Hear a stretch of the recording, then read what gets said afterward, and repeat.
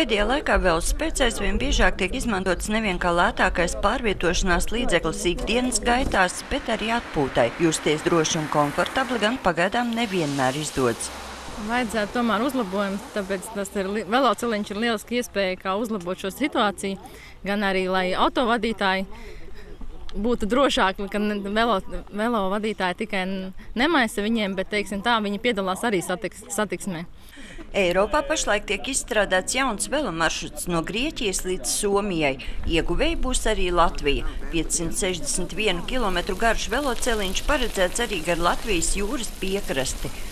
Apmēram 100 km garumā tas visies caur Vidzemi, no tiem 26 vedīs pa Cernikavas novadu un tādējādi iespējams pavērst ceļu turisma nozares uzplaukumam. Bet mēs gribam apkārtot kopēju infrastruktūru, runāt par infrastruktūras attīstību kompleksi, nevis tikai par 1-3 metrus platu taciņu, jo tam nav jēgas, ja nav toaletes, nav atpūtas vietas, nav pieejas jūrai, nav norādes, nav pakalpojums sniedzēju, jo ieguvums ekonomikai būs tikai tad, ja uzņēmēja darbība no tā pelnīs. Lai gan uzņēmēji stāsta, ka velotūristu skaits aizvien pieaug, pateikt cik nevar neviens.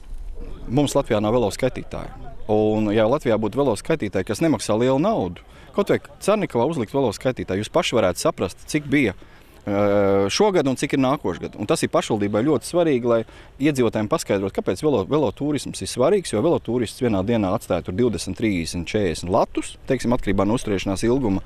Turpmāk gan velo infrastruktūras attīstībai izmantot Eiropas finansējumu, ja netiks uzstādīti skaitītāji, nebūšot iespējams. Tie paredzēti arī projektā Eirovelo 13, kura būvniecība paredzēta nākamajā plānošanas periodā. Cernikavieši spēruši arī pirmo soli, izveidojot velotūrismam draudzīgu uzņēmumu zīmi, ko pirmais saņēma viesunams Medzabaki. Sandra Leitāne, Andris Pāns, TV Spektrs.